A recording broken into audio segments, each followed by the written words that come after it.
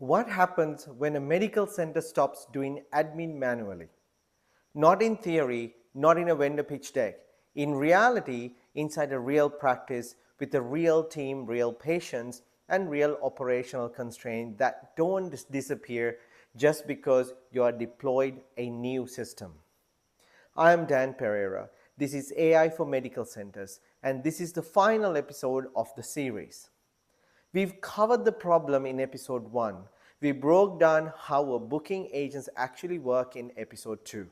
We covered the HIPAA and governance framework in episode 3. Today, we are talking about the thing that doesn't show up in any of those conversations.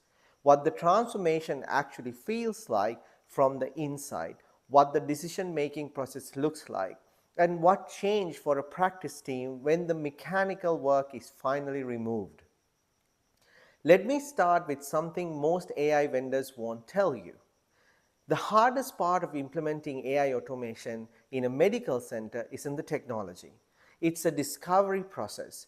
It's sitting with a practice owner, a practice manager, and showing them what's actually happening inside their own operation and having them see it clearly, something for the first time. Most medical center owners know something is wrong. They know the team is stretched. They know patients occasionally complain about wait times or communication gaps. They know the revenue isn't fully reflecting the effort going in, but they can't pinpoint exactly where the problem is because it's distributed across 100 small inefficiencies that have built up over years. Workflows that were established when the practice was smaller, processes that nobody questions because they always been done that way. Gaps that are invisible because they have become normal. That's what discovery surfaces, not just data, clarity. When we sat down with our 3D medical imaging center client and mapped out every patient touchpoint, every inbound call, every booking interaction, every place manually communication, the picture that emerged was confronting. Not because it reflected badly on their team was working hard, but because it shows the gap between what the practice was capturing and what it could be capturing if the system were right. 30% of inbound booking attempts were being lost, not to bad marketing, not to bad doctors, to a system gap at the very front door of the practice. An 18% no-show rate driven not by patient disengagement, but by inconsistent reminder communication. A front desk team spending 60% of their day on work that required no clinical judgment whatsoever. That discovery conversation was the moment the decision was made. Not because we showed them impressive technology, because we showed them their own operation with clarity they hadn't had before. Then the implementation. 6 weeks, discovery, definition, design, deliver. We've covered the mechanics across this series. The workflows automated, the HIPAA governance architecture, the integration with their existing practice management system. But here's what the implementation felt like from the inside. Week 1 and 2 of Go Live, the team was adjusting, not struggling, adjusting. When you remove 40 percentage points of manual workload from a team's day, the first thing that happens is they don't immediately know what to do with the space. That sounds counterintuitive, but it's consistently true. People who have been in survival mode, heads down, managing volume, getting through the day, need time to shift into a different mode of operating. By week 3, the shift started happening. The front desk team started doing things they'd been meaning to do for months but never had time for.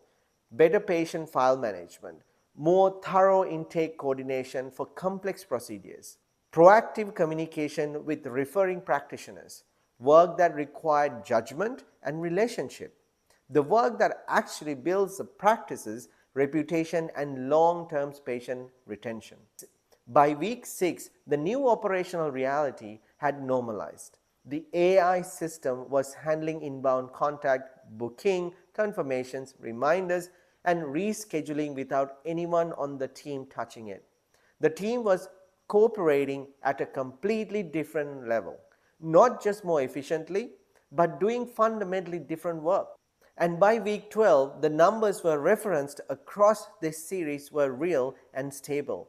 40% improvement in booking conversions, 35% reduction in no-shows, 20 hours recovered per week, full cost of implementation recovered. But the number that doesn't show up in a spreadsheet is the one the practice owner mentioned in a 12-week review.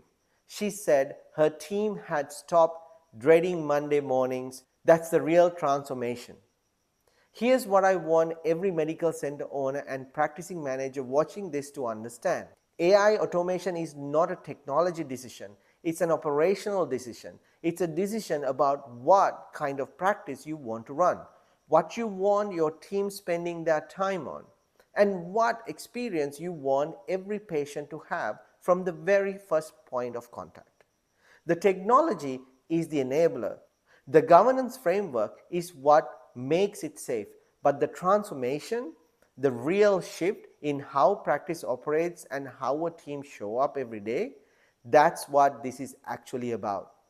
We've covered the full framework across 4 episodes: the problem, the solution, the governance, the reality of implementation and transformation.